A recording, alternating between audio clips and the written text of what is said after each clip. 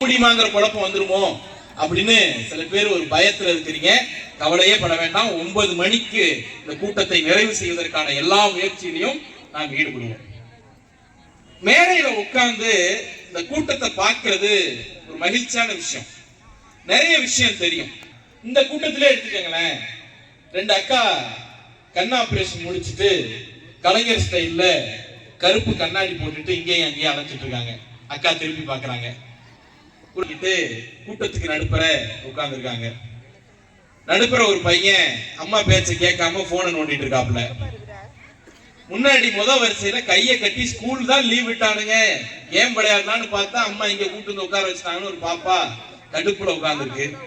இதெல்லாம் தாண்டி நீ என்ன பேசுறது நாங்க என்ன கேட்கறது அப்படின்னு வட்டமா சேர சுத்தி போட்டுட்டு 4 அக்காக்கள் உங்களுக்குள்ள பேசிட்டு இருக்கீங்க. இது ஒரு அழகு. மேல இருந்து பாக்குறப்ப வெவ்வேறு தரப்பட்ட மனிதர்கள், வெவ்வேறு பின்புலத்திலிருந்து வரக்கூடிய மனிதர்கள், வெவ்வேறு செய்கையுடைய மனநிலையுடைய மனிதர்கள் கூடி ஒரு இடத்தில் அமர்ந்து எந்த கட்டுப்பாடும் இல்லாமல் தனக்கு வேண்டியதை விரும்பியதை செய்யக்கூடிய சுதந்திரம் திராவிட முன்னேற்ற கழக கூட்டத்தை போல வேறு எங்கும் கிடைக்காது. அதுதான் இந்த இயக்கத்தினுடைய. இங்கே முழுக்க முழுக்க பெண்கள் நிரம்பி இருக்கிறீர்கள். பெண்கள் நிரம்பி இருக்கிறீர்கள். தயவு செய்து உங்கள் மனசாட்சி தொட்டு சொல்லி பாருங்கள். 60 வயதை கடந்து விட்டால் உங்களுடைய பள்ளி நாட்களிலோ, பள்ளிக்கூடத்துக்கு எங்க அனுப்புனாங்க அந்த வயதிலோ, அல்லது உங்களுடைய அம்மாக்களுடைய வயதிலோ பொது இடத்திற்கு நம்மால் போயிட முடியுமா? ஒரு ஊருக்கு, ஒரு தெருவுக்கு, ஒரு நல்லதுக்கு கெட்டதுக்கு தானா விரும்பி ஒரு இடத்துக்கு போயிட முடியுமான்னு கேட்டா போக முடியாது. அதிகபட்சம் எங்க கூட்டு போவாங்க? கோயிலுக்கு கூட்டு போவாங்க. அதுவும் யாராவது ஒருத்தர் கூட்டு போகணும். அடுத்தது கல்யாண வீட்டுக்கு, நல்ல காரியத்துக்கு கூட்டு போவாங்க. அங்க போனா சொல்லுவார் வீட்டுக்காரரு, சிரி சிரி, குடிக்காத வீடா இருந்தாலும் சிரிச்சுக்கிட்டே போகணும். இல்ல ஏதாவது துக்க வீட்டுக்கு கூட்டு போவாங்க, அழுகையே வரலனாலும் அழுகணும் இல்லையா? அப்ப நம்ம எங்கே அழைத்து செல்ல வேண்டும், நாம் அங்கே என்ன செய்ய வேண்டும் என்பதையெல்லாம் வீட்டுக்காரரோ அப்பாவோ அண்ணனோ தீர்மானித்த ஒரு காலத்திலிருந்து, வீட்டை விட்டு அடுப்படியை விட்டு வெளியே கூட வர முடியாதுங்கிற காலத்திலிருந்து ஒரு பொது வெளியில் அரசியல் கூட்டத்தை கேட்பதற்கும் அங்கே வந்து அரசியல் பேசுவதற்குமான சுதந்திரத்தை பெண்களுக்கு கொடுத்த இயக்கம் திராவிட இயக்கம். கொடுத்த தலைவர் தந்தை பெரியார், பேரறிஞர் அண்ணா, தலைவர் கலைஞர், இன்றைக்கு நம்முடைய தலைவர். அப்ப யோசிச்சு பார்க்கணும். இங்க வந்து நான் பேசுறதை கேளுன்னு நான் சொல்ல மாட்டேன். ஏன்னா வீட்டுக்குள்ள இருந்தா ஏற்கனவே தெரிஞ்ச அந்த 4 மூஞ்ச மட்டும் பார்த்துக்கிட்டு இருக்கணும். பக்கத்து வீட்டு அக்காட்டி எய்த்த வீட்டு அக்காட்டியும் பேசலாம்னு தான் நீங்க வந்து உட்கார்ந்து இருக்கீங்க. அது எனக்கு நல்லா தெரியும். ஆனாலும் இன்னைக்கு சாயந்தரம் சென்னையில இருந்து கிளம்பி வந்திருக்கேன். நாளைக்கு காலையில் நான் தூத்துக்குடி போகணும். என்னுடைய நேரத்துக்கு மதிப்பு கொடுத்து ஒரு 20 நிமிடம் மட்டும் உங்க செவிகளை எனக்கு கொடுக்கணும்னு கேட்டுக்கிறேன். யோசிச்சு பாருங்கம்மா, ஒரு ஒரு ஒரு பெரிய சாதனை நிகழ்த்தி விட்டு இந்த இடத்துல பேசிட்டு இருக்கோம். ஆட்சி பொறுப்புக்கு வந்து 4 ஆண்டுகள் ஆகிவிட்டது. 4 வருஷம் கழிச்சு தமிழ்நாட்டில் எந்த ஒரு ஆட்சியாளராவது பொதுக்கூட்டம் போட்டு பேசுவாங்க, மாநாடு போட்டு பேசுவாங்க, பிட் நோட்டீஸ் கொடுப்பாங்க. ஒரு 3 கிலோமீட்டர் இதே பொன்னேரி நகரத்துல 4 வருட ஆட்சிக்கு பிறகும் மக்களை நேருக்கு நேராக சந்தித்து 3 கிலோமீட்டர் நடைப்பயணம் போகக்கூடிய துணிவு இந்த நாட்டில் ஒரே ஒரு ஆட்சியாளருக்கு தான் இருந்தது. அது தமிழ்நாட்டினுடைய முதலமைச்சருக்கு தான் இருக்கு. சரி, அன்னைக்கு நடந்தாருன்னு பார்த்தோம்னா இன்னைக்கு காலையில திருச்சியில் நடந்துட்டு இருக்கிறாரு. அடுத்த வாரம் மதுரைக்கு போறாரு. போகிற இடங்களை எல்லாம் கூண்டுக்குள் அமர்ந்து கொள்ளாமல், வாகனத்திற்குள் அமர்ந்து கொள்ளாமல், மேடையில 100 அடி மேடையில உட்கார்ந்து பேசாமல் மக்களோடு மக்களாக களத்தில் நின்று அவர்கள் குரலை, அழுகையை, சிரிப்பை, மனுக்களை பெற்று மனதோடு கொண்டு வரக்கூடிய ஆற்றலுக்கு சொந்தக்காரர் தமிழ்நாட்டினுடைய முதலமைச்சர். எந்த தைரியத்துல ரோட்ல இறங்கி நடக்கிறோம்? தமிழ்நாட்டில் எதிர்கட்சி தலைவர்னு ஒருத்தர் இருக்கார். அவருக்கு பேரு பழனிசாமி. அவர் என்ன சொல்றாப்ல, 2024ல முட்டை ஜெயிச்சது என்ன? முட்டை ஒரு தொகுதி கூட ஜெயிக்கல. அப்ப சொல்றாங்க, தமிழ்நாடு முழுக்க மக்களை சந்திக்க போகிறேன், வாகனத்தை எடுத்துட்டு கிளம்ப போறேன் அப்படின்னாரு. சரி, எப்பங்க போறீங்க? இந்த உடனே கிளம்புறேன், ஜூன் மாசம் கிளம்புறேன்னாரு. ஆச்சு. நவம்பர் மாசம் பத்திரிகையாளங்க கேக்குறாங்க, ஏங்க ஏதோ ஊர் பூரா பயணம் போறேன்னு சொன்னீங்களே, போகலையே எங்க அப்படின்னு கேட்டாங்க. மழை வந்துருச்சுப்பா, மழை முடிஞ்சோட போறேன் அப்படின்னாரு. மழை முடிஞ்சிச்சு. அடுத்து கேட்டாங்க டிசம்பர்ல, இந்த கிறிஸ்துமஸ் வருது, ஒரே பண்டிகை காலமா இருக்கு, கிறிஸ்துமஸ் முடிஞ்சோட போறேன் அப்படின்னாரு. சரி, கிறிஸ்துமஸ் முடிஞ்சோட போவாரு போல இருக்குன்னா ஜனவரி. பொங்கல் வந்துருச்சுப்பா, பொங்கல் முடியட்டும் போறேன் அப்படின்னாரு. இதாவது பரவாயில்ல, அவங்க கட்சி சார்பாவே அறிவிச்சாங்க பிப்ரவரி மாதம் தமிழ்நாடு முழுக்க சுற்றுப்பயணம் போகிறார் தவழ்ந்தபாடி அப்படின்னு. சரி, அதாவது பரவாயில்ல கிளம்புறாருன்னு பார்த்தோம்னா இல்ல ஒத்தி போடுது அப்படின்னு யோசித்து பாருங்கள். ஆளுங்கட்சியாக ஒரு 3.5 வருடம் இருந்தார், எதிர்கட்சியாக 4 ஆண்டுகள் கடந்து விட்டார். இந்த 7.5 ஆண்டுகளில் இந்த பொன்னேரி நகரத்திற்கு ஒரே ஒரு முறை எட்டி பார்த்திருப்பாரா எடப்பாடி பழனிசாமி? எதிர்கட்சியாக இருந்த போதும் ஆளுங்கட்சியாக இருந்த போதும் மக்கள் இருக்கிற இடங்களை எல்லாம் தேடி போகிற ஒரே இயக்கம் திராவிட முன்னேற்ற கழகம். ஏன் அப்படின்னா, பழனிசாமிக்கு மக்களை பார்த்தால் பயம், எங்களுடைய தலைவருக்கு மக்களை பார்த்தால் மகிழ்ச்சி. ஊரா போய் திமுகவை திட்டினால் அடித்து விரட்டி விடுவார்கள் என்ற அச்சம் எடப்பாடி பழனிசாமிக்கும் அதிமுக அடிமை கூட்டத்திற்கும் இருக்கிறது. அதனால் ஊர் பார்க்க மக்களை பார்க்க வந்ததற்கு துணிச்சல் இல்லாமல் கிடக்கிறார்கள். மக்கள் போகிற இடங்கள் எல்லாம் வரவேற்பு கொடுக்கிற காரணத்தினால் ரோட்டில் இறங்கி நடக்கிறார் எங்களுடைய தலைவர். நான் நல்லா பாக்குறேமா, அவர் ஒவ்வொரு ஊருக்கும் போனார்ல.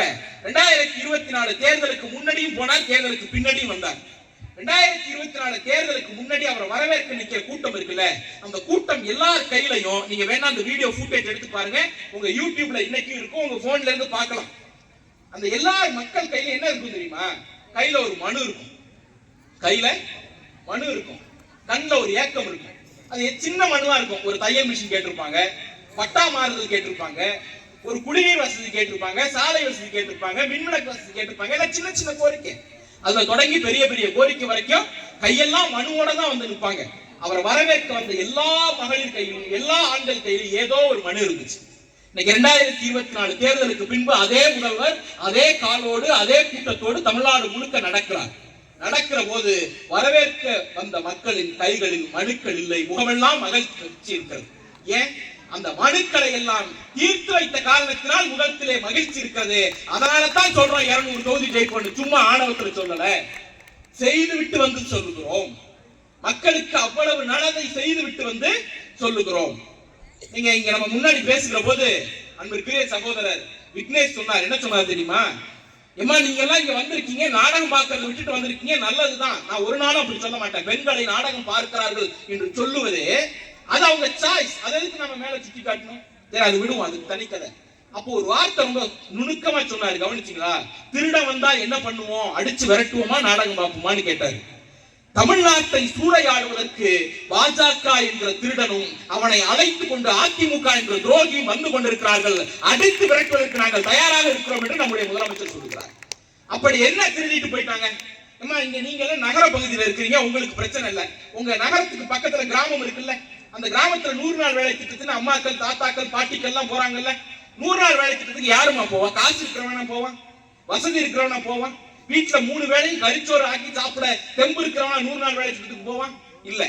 இங்க இருக்கக்கூடிய பாட்டிகள் அடுத்த வேலை சாப்பாட்டுக்கு முடியாதவர்கள் ஒரு 500 ரூபாய் கிடைச்சுன்னா மருந்து மாத்திரை வாங்கலாம், பிள்ளைக்கு முட்டாய் வாங்கி கொடுக்கலாம், ஏதோ ஒரு ஸ்கூல் பிள்ளைக்கு ஒரு 10 ரூபாய்க்கு நோட்டு வாங்கி கொடுக்கலாம் என்று அதை வைத்து ஒரு எளிய தேவைகளை நிறைவேற்றிக் கொள்ள முடியும் என்ற ஏழை எளிய மக்கள் தான் 100 நாள் வேலை திட்டத்துக்கு போறாங்க.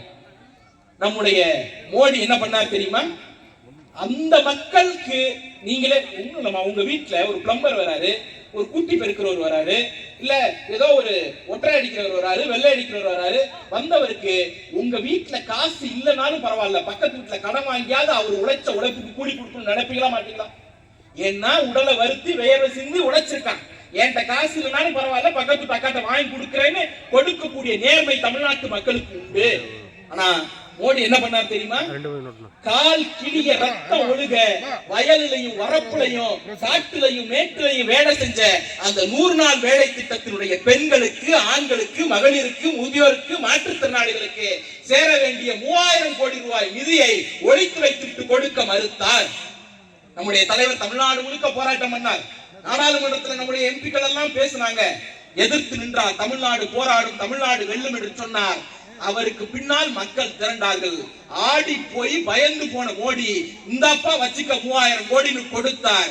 தமிழ்நாட்டு மக்களுக்கு சேர வேண்டிய நிதியை சண்டை போட்டு பெற்று தரக்கூடிய மிகப்பெரிய பலம் வாய்ந்த ஒரே முதலமைச்சர் நம்முடைய தலைவர், வேறு யாரும் இல்லையா? ஒண்ணு இல்லம்மா, இதே நகர பகுதியில் வீடு கட்டி கொடுக்கிற திட்டம் இருக்கு, பார்த்திருப்பீங்க எல்லாரும். வீடு கட்டி கொடுக்கிற திட்டம், அதுக்கு பேர் என்ன தெரியுமா? பிரதம மந்திரி வீடு கட்டும் திட்டம். உடனே நீங்க எல்லாம் என்ன நினைப்பீங்க? மோடி காசு கொடுக்கிறாரு போல இருக்கு, அதனால அதுக்கு பேரு பிரதம மந்திரி வீடு கட்டும் திட்டம் அப்படின்னு நினைப்பீங்க. ஆனா அதுதான் விஷயம் இல்ல.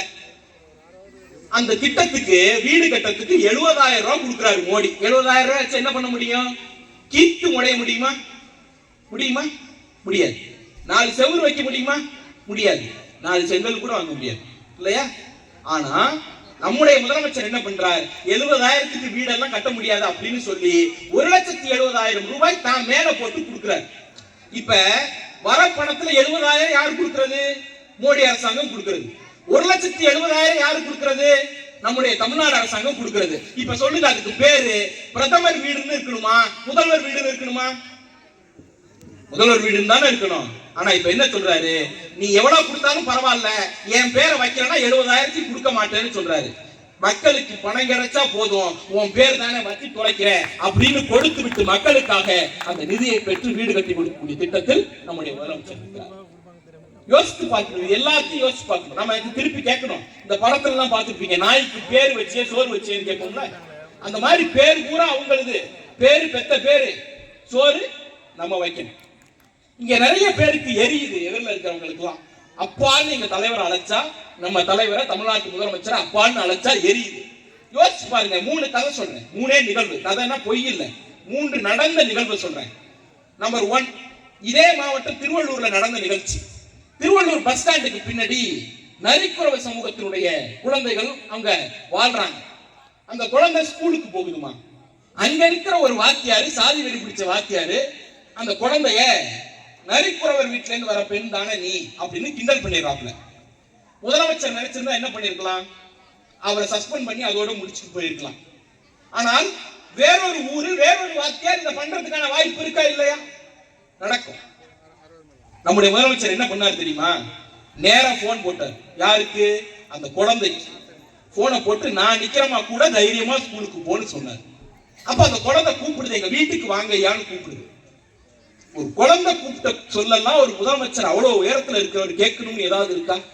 காரை எடுத்துட்டு ஞாயிற்றுக்கிழமை கிளம்பி வீட்டுக்கு வராரு. வீட்டுக்கு வந்தவர் நின்று போட்டோ எடுத்துட்டாரு. போட்டோ எடுத்ததும் இல்லாம அவங்க வீட்டுல இருக்க கறி குழம்பு அந்த குழந்தைக்கு ஊட்டி விட்டுட்டு அவரும் சாப்பிடுறாரு. அப்ப அந்த குழந்தை கேட்குது, எங்களை பழங்குடியினர் பட்டியலில் சேர்ப்பதற்கு நீங்கள் உதவ வேண்டும் என்று அடுத்த நாள் மோடிக்கு கடிதம் எழுதுகிறார். அடுத்த 6 மாதத்தில் நரிக்குறவர்கள் பழங்குடியினர் பட்டியலில் சேர்க்கப்பட்டார்கள். இதுதான் வரலாறு. அப்ப யோசிச்சு பாருங்க, இனி தமிழ்நாட்டில் எந்த ஒரு வாத்தியாராவது நரிக்குறவ குழந்தைகளை பார்த்து கிண்டல் பண்ற அந்த தைரியம் ஏதாவது ஒரு வாத்தியாருக்கு வருமா? அவர் நினைச்சிருந்தா அந்த நடவடிக்கையோட முடிச்சிருந்தா அந்த நிகழ்வோட முடிஞ்சிருக்கும். தான் உன் கூட நிக்கிறேன்னு அந்த வீட்டுல நின்று அவர் எடுத்துக்கிட்ட அந்த போட்டோ இருக்குல்ல, இன்னும் 50 ஆண்டுகள் ஆனாலும் அந்த பெண் குழந்தைகளை, அந்த சமூகத்திலிருந்து வரக்கூடிய குழந்தைகளை பள்ளிக்கூடத்தில் பாதுகாக்கிற மாபெரும் கேடயம் அந்த போட்டோ. ஒரு இட்லி கறி குழம்பு என்ன, அது நம்ம உணவு என்ன இல்லையா? ஊட்டி விட்டு யோசிச்சு இப்ப சொல்லுங்க, தலைவர் அப்பான்னு சொல்லலாமா இல்லையா? ஒண்ணு. அடுத்தது, நம்ம திருவண்ணாமலை பக்கத்துல இந்த மூலையில நம்ம பசங்க உட்கார்ந்துருக்காங்கல்ல, இந்த மாதிரி ஒரு 10 பசங்க ஸ்கூலுக்கு எல்லாம் நான் போக மாட்டேன் அப்படின்னு, நம்ம பசங்க நல்லா ஸ்கூலுக்கு போயிடுவாங்க, அதுல பிரச்சனை இல்லை. இப்ப லீவுனால இங்க வந்திருக்காங்க. ஸ்கூலுக்கு எல்லாம் போக மாட்டேன்னு அடம் பிடிச்சிட்டு வீட்டுல இருந்துறாங்க. யார் வீட்டு குழந்தைகள்னு கேட்டா குடுகுடுப்பக்காரர்கள் வருவாங்கல்ல. இந்த ஊர்ல வராங்களான்னு தெரியல, குறைஞ்சிட்டாங்க. ஏன் குறைஞ்சிட்டாங்கன்னா அவங்க அடுத்த தலைமுறை எல்லாம் படிச்சு இன்ஜினியரா டாக்டரா போயிட்டதுனால குறைஞ்சிட்டாங்க. யாரும் இல்லாம போயிடல. திராவிட இயக்கம் என்ன செய்தது என்று சொன்னால், தெருவில் திரிந்தவர்களை கல்லூரிகளில் அமர்த்தி அழகு பார்த்து இல்லையா? அப்ப அந்த மாதிரி ஒரு ஊர்ல ஒரு 10 குடும்பத்தினுடைய குழந்தைகள் ஸ்கூலுக்கு வரல. யார் தட்டி கேட்டுக்கணும்? உங்க வீட்டுல புள்ள ஸ்கூலுக்கு போனா யாருமே கேட்பா? அம்மா ஓங்கி ஒரு விடுவாங்களா இல்லையா? அம்மா விடலனாலும் பரவாயில்ல, அப்பா செவிலியே விற்பாரு. அம்மா அப்பாவே விட்டாலும் பரவாயில்ல, சொந்தக்காரன் எல்லாம் விடுவானா? ஏன் ஸ்கூலுக்கு போலன்னு நச்சரிச்சு அனுப்பி விட்டுறாங்களா மாட்டாங்களா? ஆனா அந்த பிள்ளைகளை அப்பாவும் கேட்கல, அம்மாவும் கேட்கல, ஊர்க்காரனும் கேட்கல, சொந்தக்காரனும் கேட்கல, யாரும் கேட்கல. அட்டெண்டன்ஸ் எடுப்போம்ல பள்ளிக்கூடத்துல, அந்த அட்டெண்டன்ஸ்ல 30 நாளா இந்த குழந்தைகள் பள்ளிக்கூடத்துக்கு வரலன்னு தெரியுது. இந்த அட்டெண்டன்ஸை மாசம் டிஸ்ட்ரிக்ட் கலெக்டருக்கு ரிப்போர்ட் பண்ணணும். டிஸ்ட்ரிக்ட் கலெக்டர் பாக்குறாரு, ஏன்டா 10 பிள்ளைகள் ஒரே பள்ளிக்கூடத்துல 1 மாசம் வரல, ஏதோ பிரச்சனை இருக்கு, அந்த ஊருக்கு போடான்னு போறாரு. அந்த ஊரில் மாவட்ட ஆட்சியருடைய வாகனம் வந்து நிற்கிறது. அந்த 10 குழந்தைகளின் வீட்டுக்கும் மாவட்ட ஆட்சியர் போகிறார். போய் அந்த குழந்தைகளை கொண்டு வந்து ஒரு பொது இடத்துல உட்கார வச்சு படித்தால் என்ன நடக்கும், படிக்கலன்னா என்ன கெடுதி என்பதை விளக்கி அடுத்த நாள் 10 பிள்ளைகளும் பள்ளிக்கூடத்துக்கு போனாங்க. சொல்லுங்க, இப்ப சொல்லலாமா? தாய்க்கு சொல்லலாமா? தந்தைக்கு சொல்லலாமா? முடியாது. அப்ப யாருக்கு அக்கறை இருந்திருக்கணும்? அப்பாவுக்கு இல்லாத அக்கறை, அம்மாவுக்கு இல்லாத அக்கறை, சொந்தக்காரனுக்கு இல்லாத அக்கறை, ஊர்க்காரனுக்கு இல்லாத அக்கறை ஒரு முதலமைச்சருக்கு இருந்தது, ஒரு அரசுக்கு இருந்தது. மாவட்ட ஆட்சியர் அந்த ஊருக்கு போயிட்டு ஆச்சா. அடுத்தது ஈரோடு பக்கத்துல ஒரு பழங்குடி கிராமம், மலை கிராமம். மலை கிராமத்துக்கு சாலை வசதியே இருக்காது, உங்களுக்கு நல்லா தெரியும். அந்த மலை கிராமத்துல ஒரு கர்ப்பிணி பெண், இங்க அக்கா பரிமளம் இருக்கிறாங்க, டிஜிஓ, அவங்க வந்து மகப்பேறு மருத்துவர். அவங்களுக்கு நல்லா தெரியும் அதோடைய காம்ப்ளிகேஷன் என்ன அப்படின்ட்டு.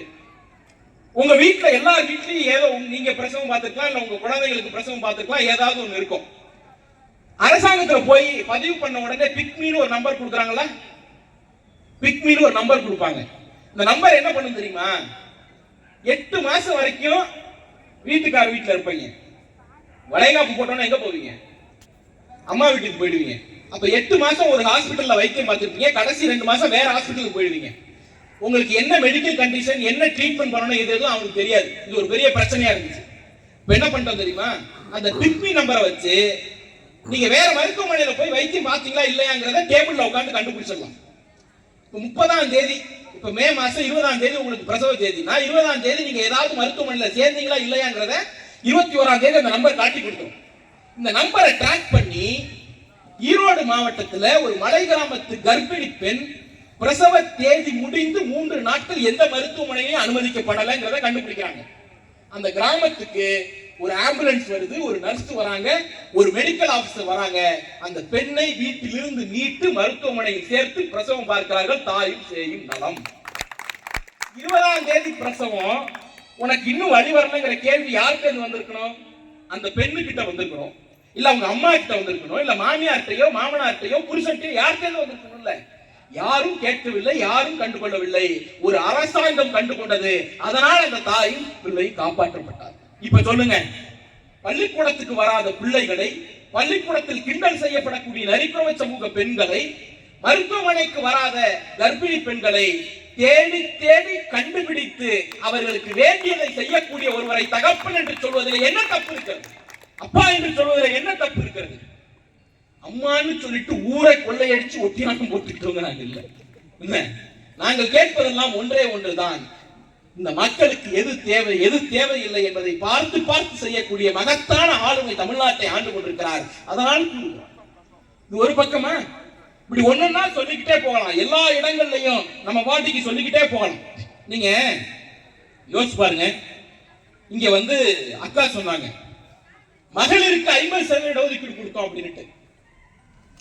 இந்த பொன்னேரி நகரத்துல அக்கா வரும்போது சொன்னாங்க 27 கவுன்சிலர், 27 கவுன்சிலரை நாங்க 16 பேர் பெண்கள் அப்படின்னாங்க. 16 பேரு பெண்கள் அப்படின்னாங்க. மகிழ்ச்சி, சந்தோஷம். ஒரு காலகட்டத்தில் பெண்கள் அரசியலே பேச முடியாது, வீட்டுக்குள்ளேயே பேச முடியாது, திருமண வேலையில பேச முடியாது, எல்லா இடங்களிலும் பேச முடியாமல் இருந்த இடத்தை நீங்களா 24 பேர்ல 17 கவுன்சிலர் நீங்க போய் உட்காருங்கன்னு அனுப்பணுமா இல்லையா? இதுதான் இன்பம். இது ஒண்ணு. அடுத்த நிலைக்கு போறார் தலைவர். யாருக்கெல்லாம் வசதி இல்லையோ, யாருக்கெல்லாம் வாய்ப்பு இல்லையோ, ஒண்ணும் இல்லக்கா, ஒரே ஒரு விஷயம், 50% பெண்ணுக்கு ஒதுக்கணும்னு சட்டம் போடாம இருந்திருந்தா இந்த 27ல 16 பெண்கள் வந்திருப்பாங்களா? வந்திருப்பாங்களா? மாட்டாங்க. அப்படிதானே? சட்டம் போட்டதுனால வந்தாங்க, அதை அமல்படுத்தின தலைவர்னால தானே வந்தாங்க. இன்னைக்கு அவர் அடுத்த இடத்துக்கு போறாரு. எந்த இடத்துக்கு போறாரு தெரியுமா? உங்க ஊர்ல மாற்றுத்திறனாளிகள் இருப்பாங்க, இங்க கூட அக்கா வந்திருக்காங்க. யோசிச்சு பார்த்தா 4 ஆண்டுகளுக்கு முன்பு 2019 கன்னியாகுமரி மாவட்டத்தில் ஒரு நிகழ்ச்சி நடக்குது. ஒரு ஊராட்சி ஒன்றிய அலுவலகத்துக்கு ஒரு மாற்றுத்திறனாளி போறாரு. அவரால் வீல் சேர்ல போக முடியல. ஏன்னா அந்த சாய்வு தளம் இருக்குல்ல, ரேம்ப், அது அங்க இல்ல. உடனே அவர் சண்டை போடுறாரு. எல்லா அரசு அலுவலகங்களையும் ரேம்ப் இருக்கணும்னு சட்டம் இருக்கு, நீ ஏன் அமல்படுத்துறன்னு கேட்கிறாரு. நண்பர்களே, நம்புங்கள், உண்மையிலேயே நடந்தது. காவல்துறை அவரை தூக்கி கையில வச்சது, சிறையில வச்சது. நாங்கெல்லாம் போய் சண்டை போட்டு ஜாமீன் வாங்குறதுக்கு 6 மாசம் ஆச்சு. 6 மாசம் ஆச்சு. எனக்கு ரேம்ப் எங்கன்னு ஒரு மாற்றுத்திறனாளி கேட்டதற்காக அவரை தூக்கி சிறையிலே வைத்தார்கள். அவருக்கு ஜாமீன் வாங்குறதுக்கு 6 மாசம் ஆச்சு. இன்னைக்கு தமிழ்நாட்டினுடைய முதலமைச்சர் வந்திருக்கிறார். தமிழ்நாட்டில் 14,000 உள்ளாட்சி பிரதிநிதிகள் மாற்றுத்திறனாளிகளாக ஒரே கையெழுத்து உள்ளே போக போகிறாங்க. எந்த இடத்தில் அவமானப்படுத்தப்பட்டார்களோ அந்த இடத்தில் அதிகாரத்தோடு போய் உட்கார வைக்கிறார்கள். இதுதான் திராவிட இயக்கம் செய்தது கிடையாது.